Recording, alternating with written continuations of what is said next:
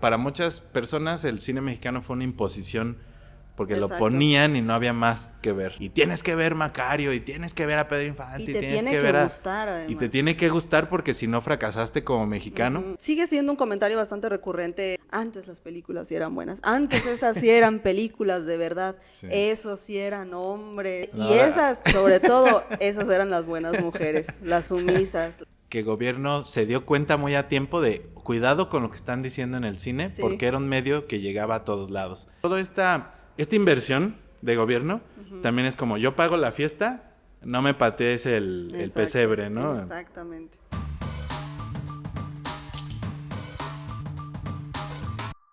Hola a todos, bienvenidos a su podcast de confianza para hablar de cine, el podcast Exterminador. Es es un esfuerzo de la revista Revés por darnos foro a quienes que no sé por qué, pero nos han invitado a hablar de cine, opiniones que nadie pidió evidentemente, pero que esperamos que nos sigan y que nos puedan escuchar cada semana. Me acompaña Anaí Vargas Carvajal. ¿Qué tal? Y pues yo soy Héctor Daniel Pérez Aguilera. Pues vamos a hablar de cine en general y pues también de nuestros achaques, de nuestras dolencias. Solo somos humanos hablando de cine, Sí, dijo el recuerden señor productor eso. aquí hace un ratito. Me pareció bastante congruente. Recuerden que no somos IA, somos humanos 100%, o sea, de carne y hueso. Entonces nos vamos a equivocar, tal vez haya fechas que no nos sepamos o directores que pronunciemos mal sus nombres, sobre todo cuando hablemos del cine ruso, El montaje soviético, o del montaje el cine japonés y demás. cine checoslovaco que nadie ha visto, cine de arte de autor. Pero el día de hoy queremos hablar de, como es el primer programa, queremos hablar de, para nosotros es muy fundacional y acordamos la producción, hablar de cine mexicano, no solo porque Anaí es una experta en cine mexicano, porque dijimos tiene que haber un tema que nos sintamos cómodos, Sí. sino también porque es septiembre, para los que escuchen esto en Timbuktu, a lo mejor ya será octubre. Es el mes patrio, aquí en México, se celebra. Pero aquí en México efectivamente es el mes cuando celebramos independencia y a los 100 años después pues la revolución, que es un tema del que se nutre mucho el cine mexicano. Y aquí en Morelia también celebramos el natalicio de José María Morelos, un caudillo héroe también bastante importante para ese movimiento. Cierto, otra cosa importante mencionar, esto sucede en Morelia, Michoacán.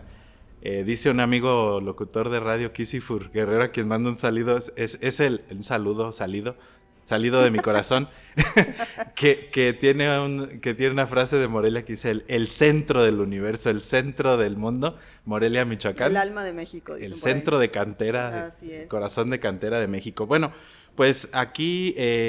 ¿Por qué vamos a hablar de cine? Ajá, porque aparte vamos a hablar del cine de oro, que es esta época tan vanagloriada, tan santificada, que es casi sacrílego, ¿no? Cuestionar y dudar de ella. Pero ¿por qué vamos a hablar de ella? Porque también la vamos a cuestionar. ¿Realmente es tan buena como dicen que fue? ¿Realmente es tan buena como siguen vendiéndola en el mundo? Y también a nosotros como mexicanos, ¿no? No sé, ¿tú cómo creciste escuchando o qué te decían mientras crecías sobre el cine de oro mexicano? Fíjate que hace justo unos días estaba revisionando algunas porque quería pues llegar con cosas frescas, ¿no? Sí. Y una amiga justo cayó de visita en la casa y yo me acordaba que esta amiga me había dicho alguna vez que le daba mucha flojera las películas de la época de oro. Dicen eso, ajá. Pero ya luego le pregunté por qué, porque justo venía a hablar de eso hoy, ¿no? Y entonces dice, es que en mi casa no había cable. Ajá. Y entonces solo veíamos pues Televisa o Azteca y pues puras pelis de las de mismas cine. 5 repetidas. Y además las mismas, claro, o sea, ni siquiera pasaban todas, ¿no? Así y dice que le causaba como mucha nostalgia, pero de esa, no sé, como medio fea, como esa cosa, como ese recuerdo de... Como repele. Como un repelús, incluso el mismo audio me dice, o sea, las voces, cómo eran registradas por los micrófonos de la época, dice que eso le causa como...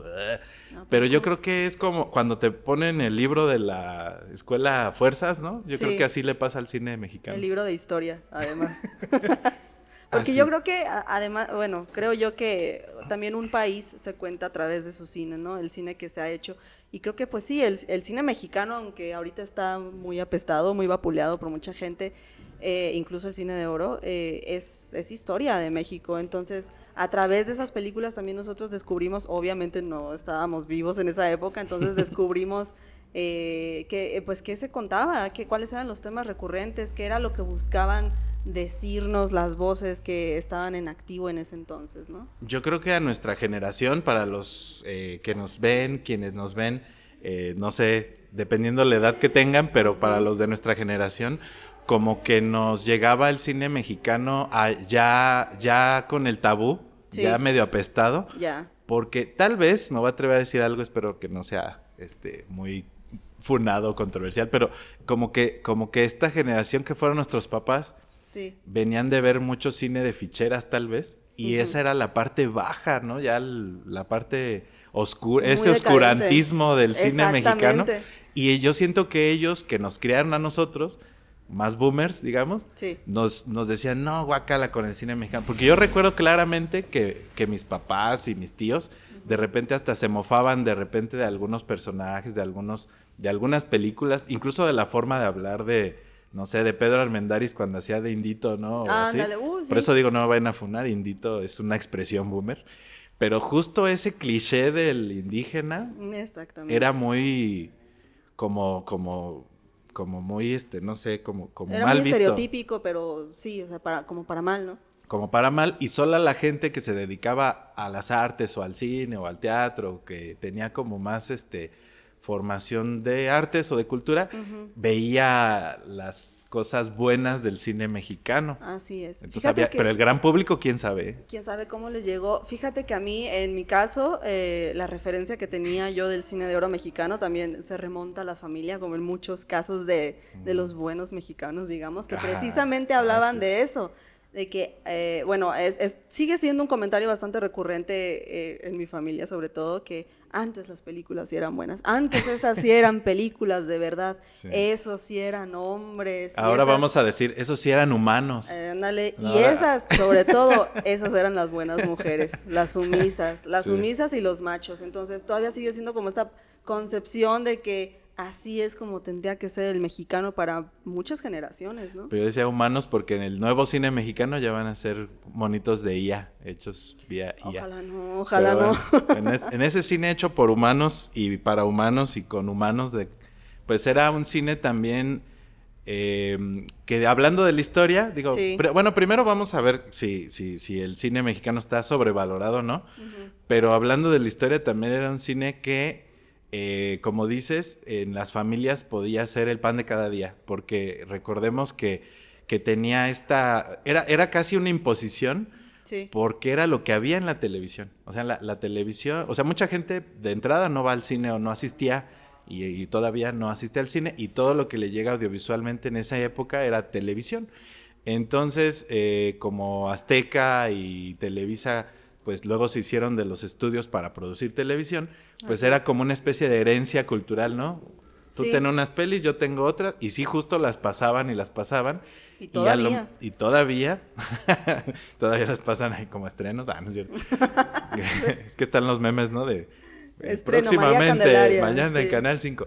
No, pero a lo que vamos es que para muchas personas el cine mexicano fue una imposición porque lo Exacto. ponían y no había más que ver, como Sí. esta amiga que les platiqué, que le mando un saludo, Idalia Castañeda. Pero el asunto es que tal vez así como el libro de la primaria nos lo pusieron y tienes que ver Macario y tienes que ver a Pedro Infante Y te tienes tiene que que ver gustar, además. y te tiene que gustar porque si no fracasaste como mexicano. Ujú. Entonces en estas valoraciones es que queremos hablar sin tapujos de el cine mexicano. Sí es ese baluarte cultural, sí tiene es merecedor de tanta pleitesía o de ponerlo en en esta vitrina exactamente, intocable. sí. ¿Tú qué opinas, Anaya? Pues también hay que hablar como del contexto histórico, ¿no? De cómo es que surge la época de oro, cómo es que nace pues sí, esta corriente estilística, narrativa, a mediados de los años 30, sobre todo aquí en México. No es el inicio del cine en el país, o sea, no son los son parte de los cimientos, pero no son los yacimientos de una industria fílmica en México. Ahí empezaba a considerarse el concepto de industria, quizás, ¿no? Empezaba como a formarse, que yo creo que nunca se ha consolidado como tal, pero creo que es lo más cercano a una industria a lo que hemos tenido. Evidentemente en esos años pues los ojos del mundo estaban puestos en otros lugares, ¿no? En otras situaciones un poquito más problemáticas, digamos, y ahí es donde México encuentra un lugar para poder expresarse a través de sus historias, que a su vez estaban nutridas de todos estos talentos que se habían fugado de otros países de Europa, obviamente de Estados Unidos.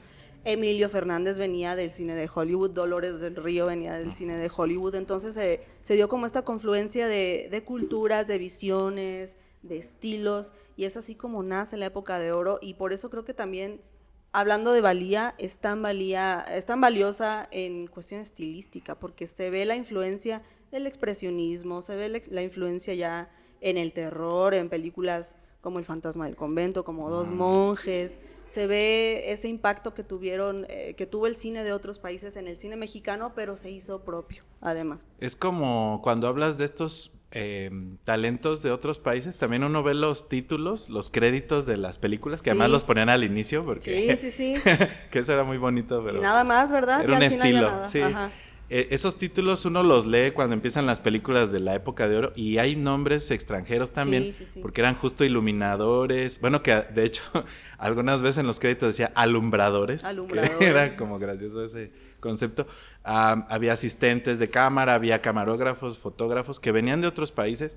No quiero dejar pasar el tiempo sin mencionar a Arcadi Boitler de La Mujer del Puerto, que justo era como un director, me parece que venía como, creo que era como ruso, como que conoció a Eisenstein. Claro. Y que justo ese contacto con él provoca que en la misma película de La Mujer del Puerto haya ese feeling medio de cine soviético, que tienen algunos encuadres que bien podrían estar en Acorazado Potemkin, ¿no? Porque además también hay barcos y hay esta situación de los marinos o de los de la tripulación, o sea, como que de repente sí se perciben estas influencias, ¿no? Incluso en el cine alemán, el expresionismo, la iluminación, como la que tenemos, la iluminación expresionista tributo, de las sombras del cine noir. No, que justo el noir mexicano también bebía de esta influencia alemana, ¿no? Del expresionismo, de la forma de iluminar.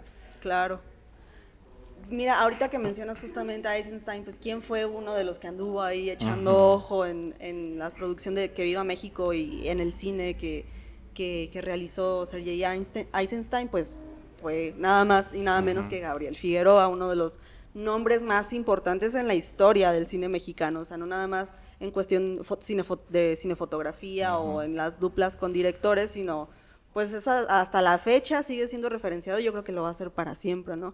Gabriel Figueroa por algo es, yo creo pues sí, el mejor cinefotógrafo que ha tenido el país, por la influencia que tenía precisamente de Eisenstein y o sea, de su trabajo en Estados Unidos también, era esa visión que también se podía adaptar tanto al campo como a las nubes y las sombras de Emilio Fernández, como a los pasajes oscuros de los callejones y del cine noir de Roberto Gabaldón o de Julio Bracho. Entonces es esa versatilidad que también tenían en ese entonces los artistas mexicanos enfocados en el cine. Yo no puedo olvidar un encuadre de María Candelaria, donde hay como estas chocitas en la chinampa, ¿no? Sí.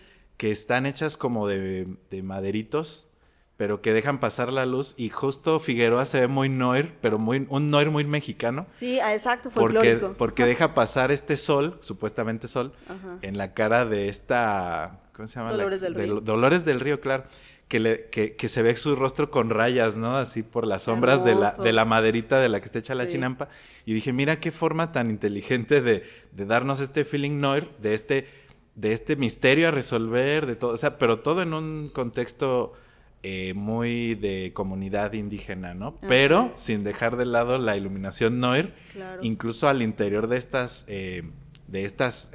como chocitas, o es que no sé cómo se llaman tradicionalmente, pero dentro de la chinampa donde viven, tienen esta iluminación también así de claroscuros, ¿no? O sea, aprovechando justamente la iluminación de moda de la época, pero dándole como a la vez este fotorrealismo de, es que está oscuro porque están adentro. Sí. Y salían y la contexto. Lleva de paseo de noche, ¿no? Sí. Y hace una noche americana que hoy en día a lo mejor si uno la ve, podría decir, no se ve que sea de noche, ¿no? Se ven las nubes muy de día, pero que en ese momento, no olvidemos que el público no tenía referencia del color en el cine, solo estábamos solo se estaban acostumbrados a ver cine en blanco y negro, entonces cuando veían ligeramente más oscuros los tonos del cielo, asumíamos que era de noche, que a lo mejor después con el tiempo se volvió a lo mejor alguna tintura azul para que se pudiera lograr la noche americana, pero en ese entonces solamente veíamos las mismas sombras de día, de noche, por esta técnica que justamente era una técnica heredada de Hollywood. Sí, Gabriel Figueroa siempre andaba como con su libretita de filtros, ¿no? Y los probaba y los probaba y los probaba en los lentes para ver cuál era el que le daba el resultado que él buscaba, y el director también, porque hacía grandes duplas con los directores con los que trabajó. Y justamente hablando de Gabriel Figueroa y en este caso su trabajo con Emilio Fernández y lo que dices de la noche, alguien que fue muy crítica de ese estilo fue Chabela Vargas. Que por ahí hay un video, si lo pueden buscar en internet estaría perfecto. Hablando de mexicanidades extranjeras, porque es que Chabela ni siquiera nació acá, pero que dice, los mexicanos nacimos donde se nos da la gana. Exactamente. Y ella le preguntan por Emilio Fernández, y además de soltarse una letanía ahí en contra del director, critica su cine diciendo que es un conjunto de tarjetas postales que son todas iguales, la nube, la nube, la nube, la nube, la nube, la nube, y ahí sin querer pues era el repasón a Gabriel Figueroa, ¿no? Del estilo que proyectaba o específicamente con Emilio Fernández. Pero yo creo que esa autorrepetición de Gabriel Figueroa es como Hitchcock decía que era la creación del estilo. Exacto. Él le llamaba el autoplagio, es como el autoplagio es la generación del estilo, una frase que pues por eso lo fue a entrevistar Truffaut, ¿no? Porque Hitchcock también era un tipo que se cambia de país y hace que el otro país brille, ¿no? Exacto. Pero justo así Gabriel Figueroa en este repetirse, creo que es por eso que logra esa fotografía tan suya, y eso es bueno, o sea, como artista tú dices, bueno, me funciona, lo vuelvo a hacer, porque además sí exploró, era como experimental, pero sí se quedó en su lugar de confort porque funcionaba. Entonces hablamos de una industria que él mismo no sabía cuánto iba a durar, y yo creo que aprovechó para decir, vamos a filmar tanto como podamos con estas técnicas que funcionan bien, y acaba siendo un estilo, y un estilo que se volvió muy suyo, y que ahora si tú ves a lo mejor algunas claves que se me ocurren figueroescas, es por ejemplo los contrapicados. O sea, que él era mucho para que el cielo luciera, porque él sabía que el cielo era como infalible para agregar drama o sentimentalismo. Era como si él pensara la imagen muda. O sea, no sé, como que el cine mudo no estaba tan lejos de su década, que yo creo que él pensaba en, si le ponen o no música a este encuadre que voy a hacer, él por sí mismo debe ser dramático, intenso, no importa que le pongas música, porque hoy en día, como ya está toda la preproducción planeada, tú ya sabes, el fotógrafo hoy en día sí sabe, esto va con música, entonces no lo voy a ensalzar más porque se vuelve hasta cursi, o se vuelve cargado, y él decía, no, quién sabe cómo se va a sonar esto en la pantalla, así que yo me voy a asegurar de que visualmente ya sea un pastel, ¿no? Entonces sí era muy barroco en ese aspecto. Sí.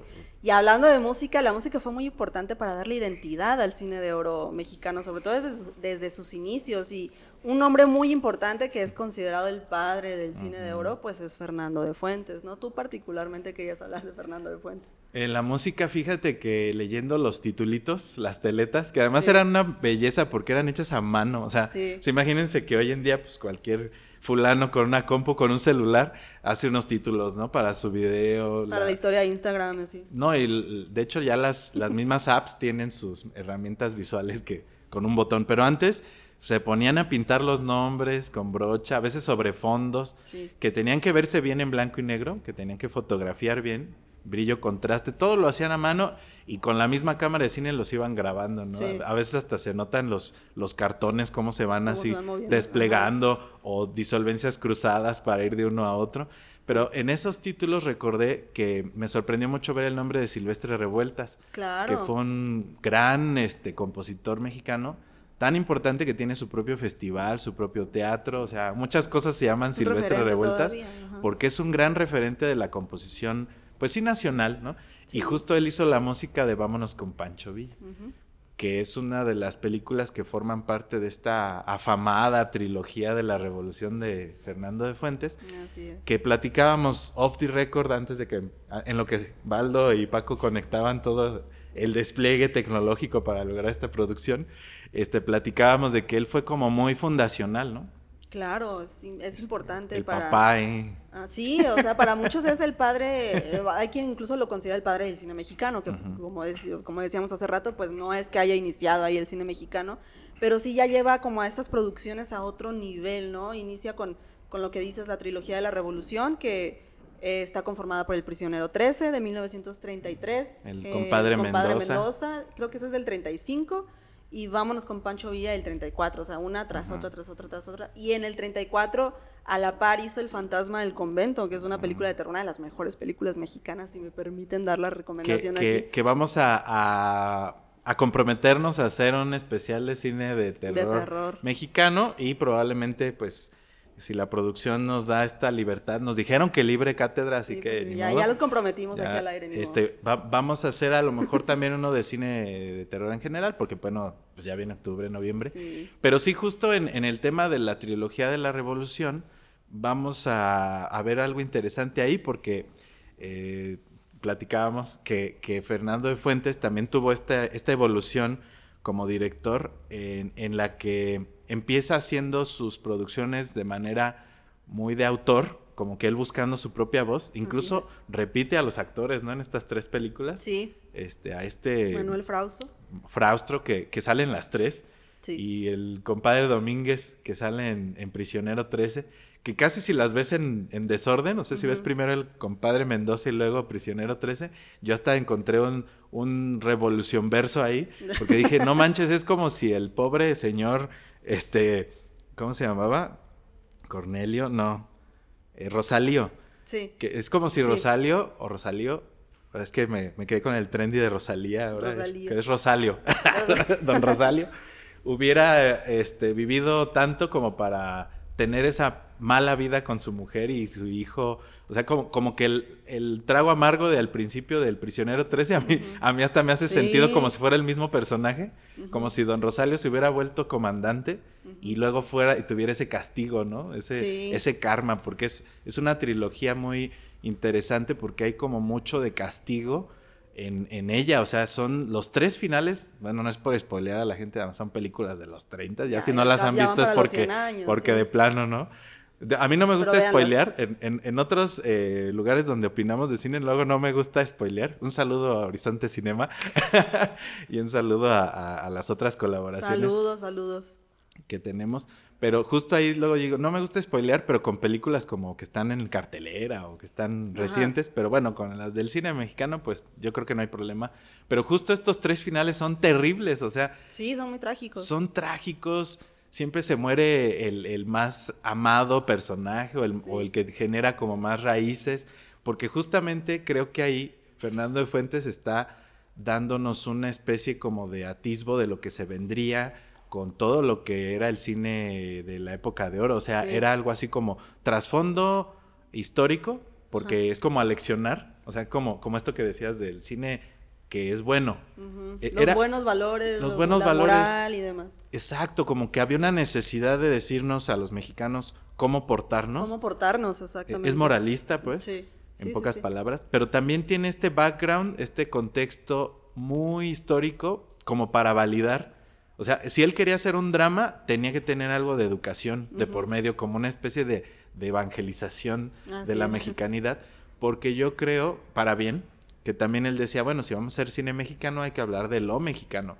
Y entonces la revolución estaba también a unas décadas de distancia, tampoco es que estuvieras, ¿cómo se dice? Ya habiendo pasado, ya se hubiera enfriado la herida, digamos. Exacto, no estaba sanada esa herida, exacto. En el clavo con la palabra herida, era una herida, es una herida. Sí.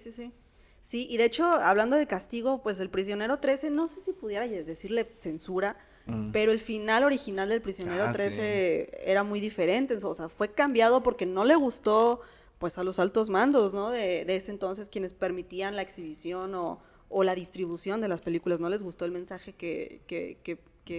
pues que propiciaba, entonces le hicieron cambiar el final de la primera película, y fue ahí en donde pues sí se vio como esta corriente de lo que comentas, de dejar, digamos, un buen mensaje en el público mexicano que quizás no lo hiciera sentir tan pesimista. Fue como, vamos a decir algo medio catacómbico, pero fue como el principio del fin. Porque fíjense, desde los 30s, que el gobierno se dio cuenta muy a tiempo de cuidado con lo que están diciendo en el cine, sí, porque era un medio que llegaba a todos lados. Cosa de la que se dio cuenta muy tempranamente Rusia, y por eso hubo un gran desarrollo tecnológico todo el formalismo soviético, es gracias a que Lenin dio un gran apoyo al cine. O sea, todo lo que se logra, bueno, ese amerita otro programa, pero todo lo que se logró en términos de Eisenstein, Pudovkin, Siga Bertov, todos estos grandes maestros que todas eran escuelas de cine, las vanguardias. Que por cierto estamos en Fotoviva, una escuela de cine que nos abrió sus puertas. Gracias Fotoviva, gracias Sebastián Portillo por darnos el espacio. Se nos olvidaba bueno, ya habrá un momento de patrocinadores. Patrocínanos. Tú que nos estás viendo, patrocínanos. Tu ferretería puede estar aquí, podemos poner unas llaves de tuercas aquí para atrezar el lugar. Para adornar aquí. Sí, o si tienes papelería podemos poner aquí un muestrario de foamis o de cosas, porque no tenemos mucha escenografía, es nuestro primer programa, pero ya la tendremos con el tiempo. Bueno, pero a lo que iba es que toda esta inversión de gobierno también es como, yo pago la fiesta, no me patees el pesebre, ¿no? Exactamente. Y era muy oficialista de alguna manera, que esa es la parte impopular de opinión del cine mexicano, ¿no? Exacto. Sí, que también a través de discursos en otras películas se ensalzaba mucho, y aquí entramos, por ejemplo, al cine nacionalista, como fue llamado, de Emilio Fernández. Por ejemplo, viene a mi mente Río Escondido, en este monólogo que se avienta María Félix, llorando, como decía ella, con las lágrimas en los ojos, muy conmovida, hablando de Benito Juárez, ¿no? Que es esta tendencia de Emilio Fernández de ensalzar tanto a estos héroes, como en Maclovia también lo hace, a través de María Félix, una vez más, de ensalzar a los héroes, a los insurgentes, a los caudillos, mientras él formaba a sus propios caudillos en estos equipos que formaba en sus películas, ¿no? Estos héroes que terminaron siendo María Félix, Pedro Armendáriz, Pedro Infante con él no, pero Pedro Armendáriz, Dolores del Río, etcétera. Entonces era como esta idea suya de enaltecer a las grandes figuras y no cuestionarlas tampoco. Son los héroes que se vuelven como Star System, ¿no? Que es una figura además heredada del cine hollywoodense. Muchas cosas del cine mexicano, hablando de opiniones impopulares del cine mexicano, es justamente cómo bebió tanto del vecino, ¿no? O sea, como Hollywood nos muestra a Humphrey Bogart y a no sé, a esta Greta Garbo, todas estas estrellas de la época también educan a los directores mexicanos a crear su propio Star System con el tiempo. Pero fíjate que no fue tanto estilísticamente, sino también estructuralmente, hablando de quién paga la fiesta y hablando de cómo se le deba dar cierto cauce a las opiniones políticas.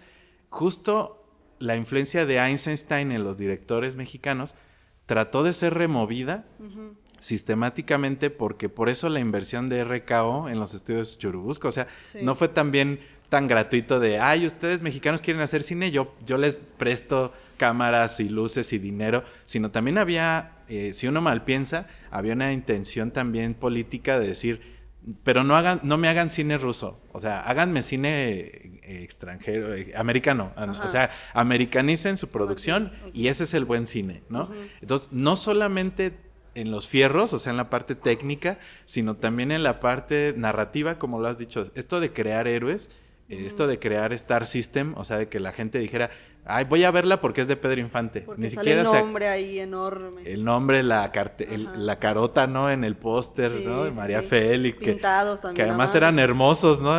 Ya dicho sea de paso, era gente muy bonita, Pedro Armendáriz, ¿no?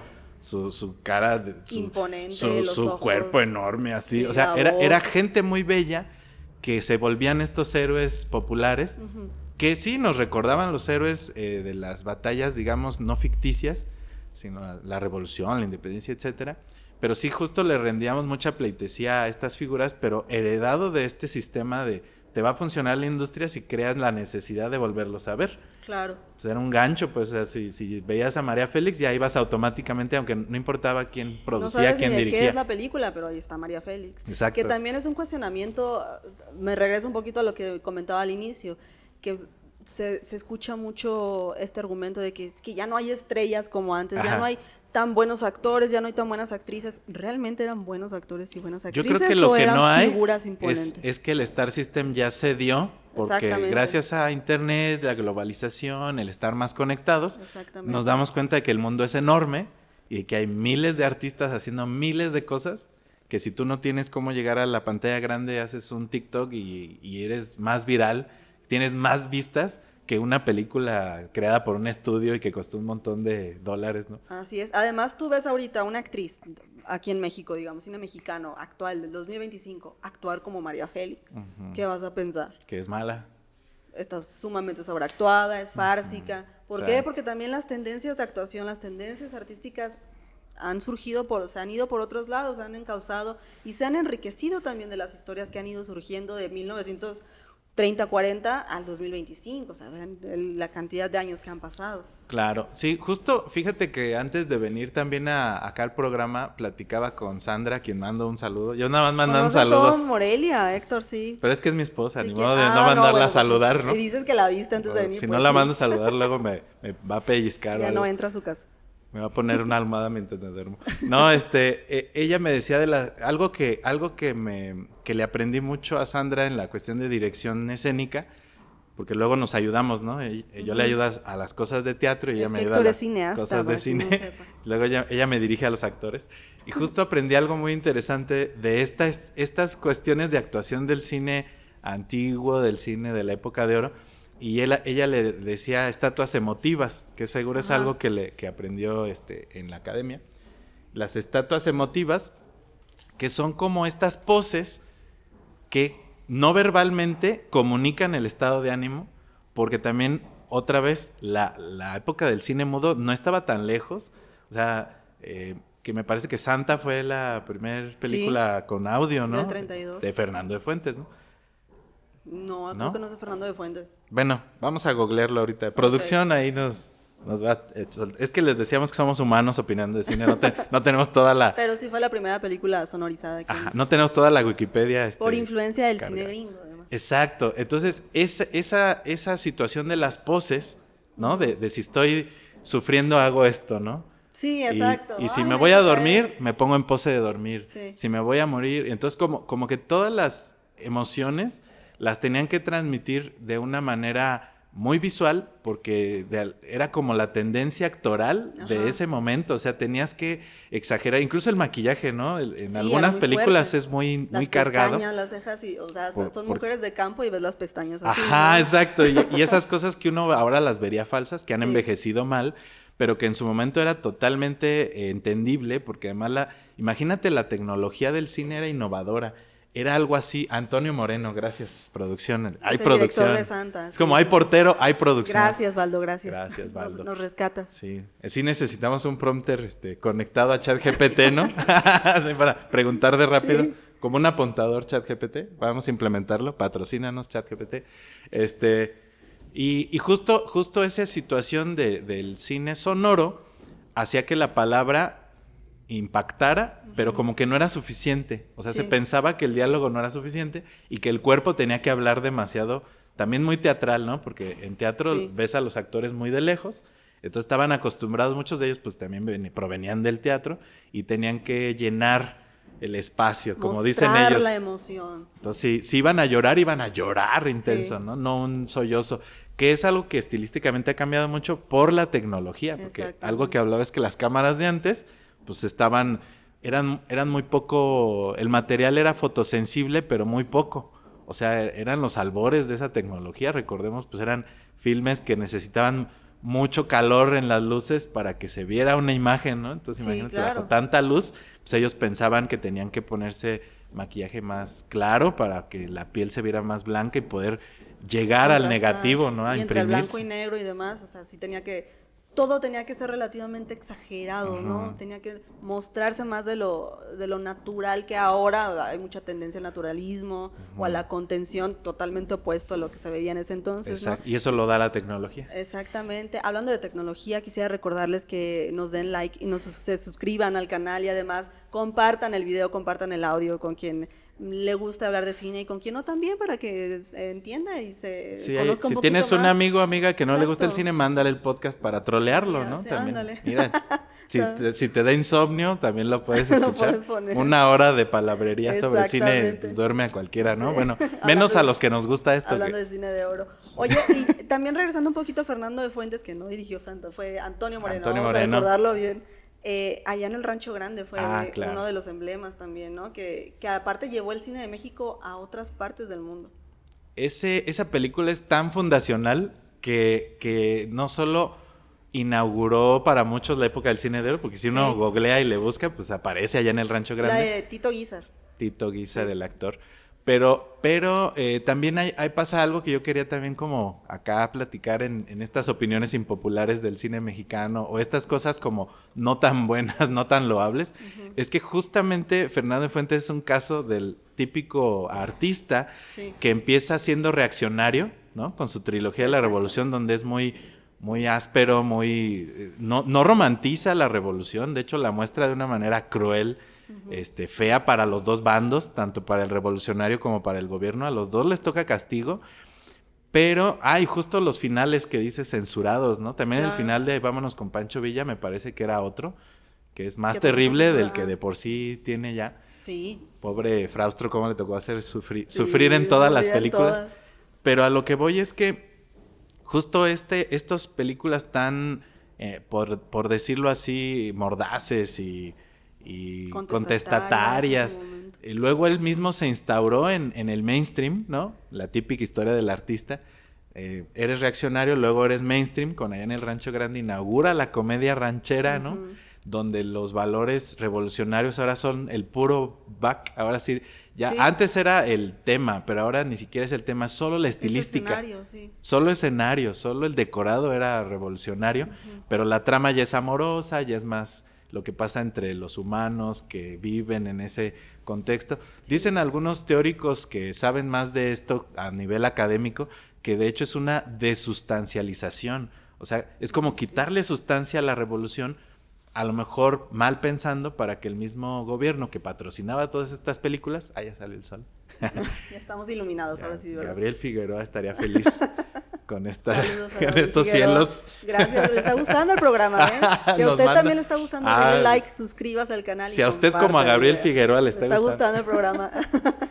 Pero Fernando de Fuentes es ese típico ejemplo donde ya que estás bien instaurado en el mainstream, pues te quedas ahí, ¿no? Es como ya no volvió al cine tan reaccionario. Sí tiene como su comentario social cada película que hizo, pero como que era una reminiscencia de lo que había logrado con su trilogía La Revolución. Es como decir, aquí sigo, fans, ¿no? La gente que me conoce sabe que aquí sigo, pero también estoy de alguna manera atrapado en esta industria que alguna vez de hecho se llegó a decir del churro. ¿Tú llegaste a escuchar esa expresión de...?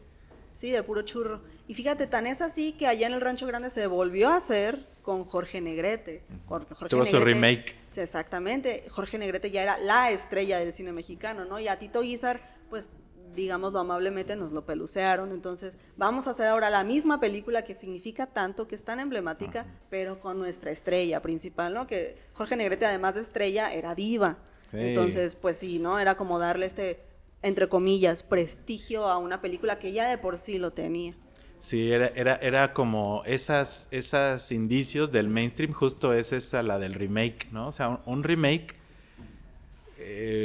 pues es como el caso en cine internacional, Cecil B. DeMille, que volvió a hacer Los 10 Mandamientos, ¿no? Sí. Era como una película que era tan importante para el sistema, llámese gobierno, religión, mercado, industria, vuélvela a hacer, pero con mejores efectos visuales. Sí. Y eso fue lo único que cambió, los efectos visuales. O sea, la peli es la misma, pero como hay más tecnología y el mensaje bíblico es tan importante para lo social, para mantenernos también, ya poniéndonos combativos, ¿no?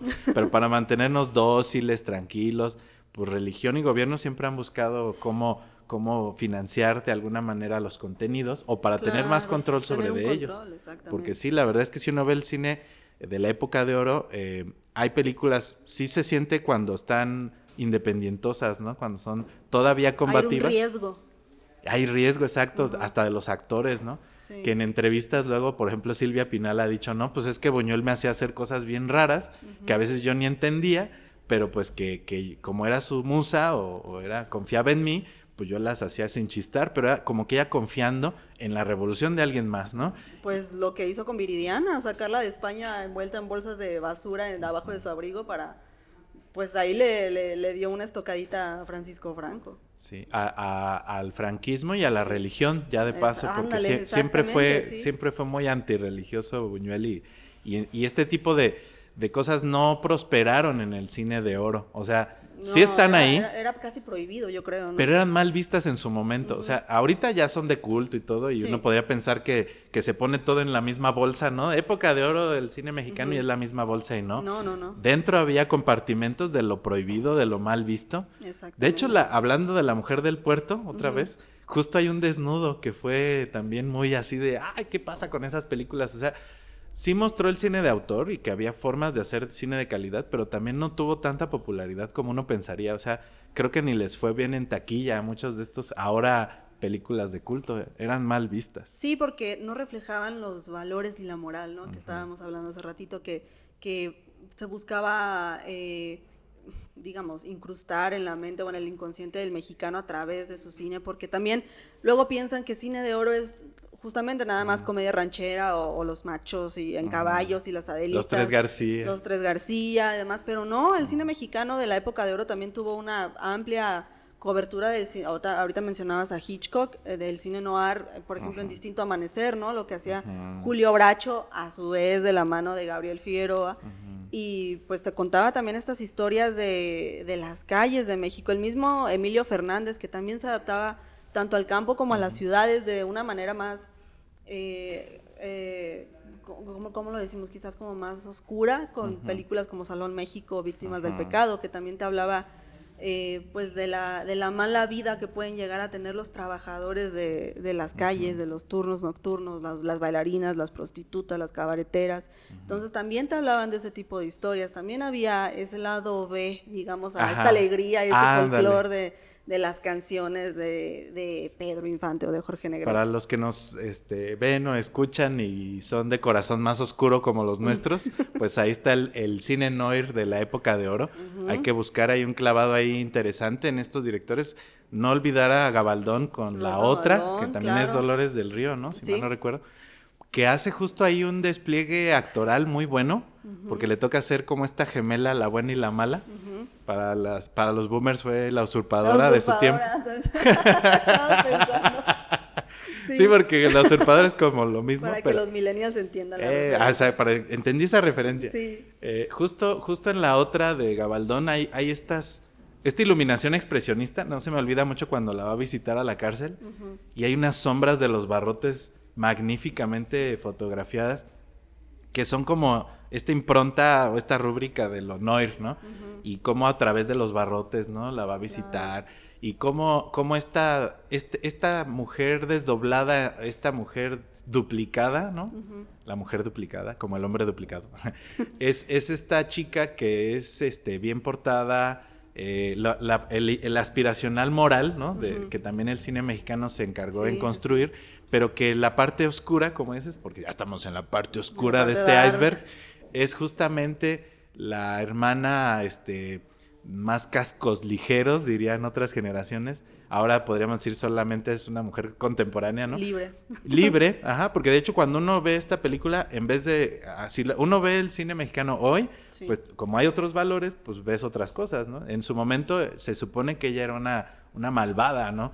Pero hoy en día vemos que la mujer pues sí ha sido retratada en el cine de esa época de maneras muy contrastantes. Yo creo que en eso reside mucho moralismo también del cine mexicano de esa época, que o se ponía muy muy buena a la mujer o muy muy muy mala, ¿no? O sea, a eso merita otro programa donde se hable de descripción que hace el cine de la mujer en algunas épocas, pero sí era como muy Lilith. Claro. Y muy muy angelical, muy la que va a salvar de polos opuestos. Ajá, y esa construcción pues es también como este machismo que no es muy bien visto. Claro. En el cine de oro. Además, también mencionar que, pues sí, o sea, ha habido muchas influencias. Pienso, por ejemplo, en El hombre sin rostro de Juan Bustillo Oro, que se habla tanto de psicosis, de Alfred Juan Hitchcock Orol en el filme Noir. Así es, y, o sea, se ensalza mucho a Psycho, pero a 10 años antes, en el 50, aquí estuvo El hombre sin rostro de Juan Bustillo Oro. ¿Y qué te parece si ya para ir concluyendo vamos diciendo nuestras favoritas? Porque todo lo bueno, querido público, sí tiene que llegar a su final. Tiene que terminar, o sea, nos daría para 15 programas. Y si estás viendo esto para dormir y no te has dormido, pues reproduce el siguiente episodio. Tal vez a ver si hay parte 2, a ver luego si sacamos parte 2 y complementamos con las que nos faltaron. Sí, porque hay mucho que decir sobre la época del cine de oro, pero bueno, no sé cuál es tu favorita. Tú eres la especialista en cine mexicano. Mi favorita es Enamorada, de Emilio Fernández, con lo que yo llamo el Dream Team. Con María Félix, Pedro Armendáriz, Gabriel Figueroa en foto, Gloria Schoeman en edición, que también Gloria Schoeman es un nombre muy importante dentro del cine de oro, el cine mexicano en general, y es esta historia revolucionaria que yo la llamo la madre de la comedia romántica, ahorita que está tan apestada la comedia romántica en México. Una película como esta, creo yo que es la madre de la comedia romántica en México. Es una gran comedia romántica con grandes valores estéticos, artísticos y demás. Días de otoño de Roberto Gabaldón me fascina también. Y El fantasma del convento creo que sería mi top 3. Yo no sé creo que sí entra él de Buñuel en la época de oro, pero creo que para mí es una de mis favoritas porque, bueno, Los Olvidados pues amerita su propio programa tal vez. Sí. Porque, bueno, es que Los Olvidados es una película tan reseñada que por eso tal vez no vamos a hablar ahorita de ella, ya no nos alcanza el tiempo, pero sépanlo que pues es una que debes ver. Pero dentro de ese trabajo que hizo Buñuel en México, siendo director español, creo que él a mí me encanta por esta situación como del thriller, del noir, casi es como una película de terror, tal vez. Terror psicológico. Terror psicológico, claro. Exacto. Y a mí como me gusta mucho ese género, creo que me marcó en la juventud, cuando la vi de chavo, me quedé maravillado. Y creo que fue la primera película que yo dije, wow, no sabía que este tipo de cine mexicano existía. Justo después de la comedia ranchera, que que le ponían a uno en la tele, porque a nosotros nos tocó ser, bueno, yo fui un niño tele. Sí, yo también. Bueno, por eso estamos aquí. Mamá, te saludo, pero gracias. Mi mamá más tiempo fue la tele. Sí, también. Hablé más con la tele que con nadie más en esta soledad de la infancia, en estos dramas. Pero sí, justo esa película me hizo pensar en qué otro cine mexicano existía y me abrió la puerta. Obviamente, de ahí luego ya encontré otras joyas, pero creo que él para mí es como una experiencia muy personal, donde dije, wow, con el personaje que es terrible, que es encantador, pero a la vez oscurísimo, y que hay unas cosas ahí que hay que hablar y deshebrar luego. Pero algo a Buñuel, de hecho, ¿no? Sí, hay que hablar un programa de Buñuel. Sí. Ahí le apuntamos en la lista de temas. Así es. Y pues bueno, ya llegamos al final de lo que es este especial, muy corto especial de Cine No hablamos de Oro. de La Perla. No, pero vamos a hacer segunda Dios. parte porque sí nos faltaron muchísimo. Yo quisiera exponerme de Enamorada muchísimo más. Muchachas de uniforme y otras películas. Muchas gracias, Héctor Daniel Pérez Aguilera. Aquí es cineasta, productor michoacano. Muchas gracias a ustedes por vernos, por escucharnos. Los invitamos a que le den like al video, al audio, se suscriban al canal, compartan. Y si les gusta también que nos sugieran qué temas quieren que toquemos aquí para tomarlos en cuenta y hacer nuestros próximos programas. Algo que tengas. Así es, pues nada, solo agregar reconocimiento y agradecimientos a Revista Revés por confiar en estos dos individuos y a Fotoviva por darnos el espacio. Y pues recuerden que tiene cursos y diplomados en artes y ciencias cinematográficas. Justamente el nuevo cine mexicano pues lo podrías estar haciendo tú que nos escuchas. Exactamente. Así que inscríbete o también acércate a las redes de Revista Revés y de este programa para pues podemos ahora sí que a contactar, a informar sobre temas de cine. Gente. Vamos a ver qué tanto podemos lograr con el podcast, así que recomiéndalo, reprodúcelo, compártelo y nos vemos en la próxima. Gracias, Anaí Vargas Carvajal. Héctor, un gusto ser conductor en este programa y pues esperemos tenga muchos días. Muchas gracias.